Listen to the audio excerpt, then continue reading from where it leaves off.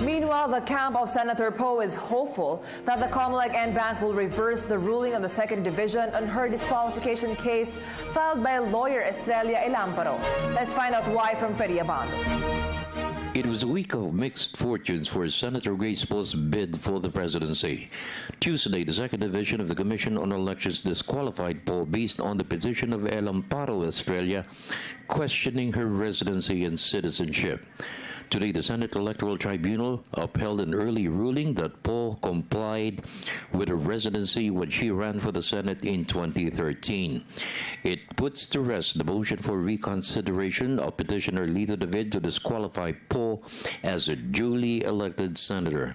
The spokesperson of Senator Poe, Mayor Rex Gatchalian, is confident the said decision will greatly boost the appeal of her lawyers to be raised with the en banc of the Commission on Elections to reverse the ruling of the second division. Gatchalian stressed the second division failed to review the evidence submitted to show that Poe met the residency requirements for a presidential candidate. He insisted Poe is a natural-born Filipino and was a resident of the country since 2005.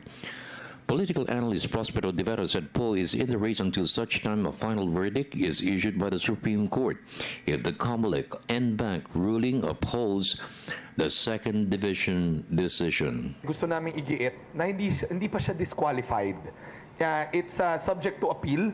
We are going to appeal it sa COMELEC en banc, and until that appeal is resolved, she remains to be a candidate for the coming election. Gustuhin man ipaniwala ng mga ibang kampo na hindi na siya kandidato, maliho yun. Kandidato pa rin si Senator Grace Poe. We will file our appeal within the time frame given to us. At pagpapatuloy niya yung laban at yung pagpapaliwanag sa taong bayan kung bakit siya tumatakbo, yung mga advocacies niya. Until further events happen in COMELEC and the Supreme Court, then she is in the race. She is in the race. Number one, we haven't tested how the public is really reacting to it. Because the reactions that came right after the decision were essentially from her critics. Of course, they were happy with the decision. So they were the ones who were very active in social media and in traditional media. We have not seen how the general public has reacted to it. We'll see that in the next couple of days. Second, the fine-tuning and the discussion of the issue has not been exhausted. I think one problem is because the case has been filed, the people of Grace Poe have not been very aggressive explaining the issue because the issue was with the COMELEC and was with the SET. My unsolicited advice is they now aggressively explain the issue to the public. De Vera stressed that if the people will vote for Poe and win the elections, this should prevail over any ruling to disqualify Poe's bid to serve the country. My position always has been that if the law is not clear, if the legal precedents are not clear, we should side more towards what the democratic process requires. Because the whole idea of citizenship, even admitted by those who are trying to oust her, is in a very gray area. So the statement of a Supreme Court justice is being rebutted by another former Supreme Court Chief Justice. Meaning, even from the legal perspective, it is not a settled issue. And so, my position always has been, in cases where there's a gray area, the bias should be towards people exercising their democratic right to choose.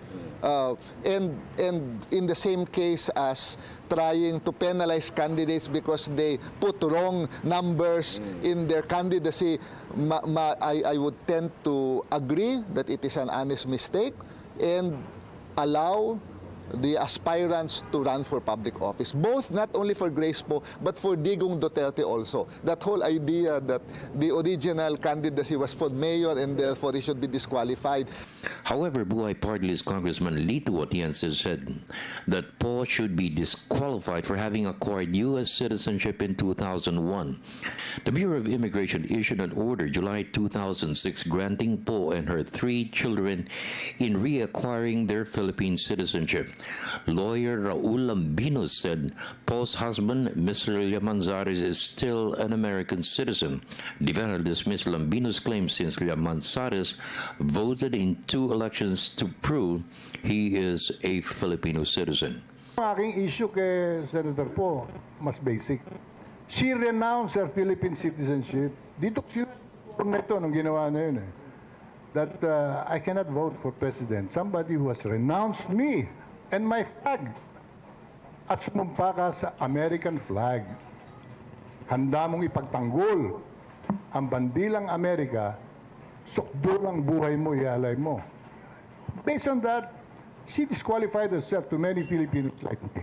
Nobody can question Senator Poe's allegiance. Senator Poe, she has shown decisive leadership in the Senate while investigating MRT, trying to find out ano yung mga problema ng MRT at paano maaayos ang public transport.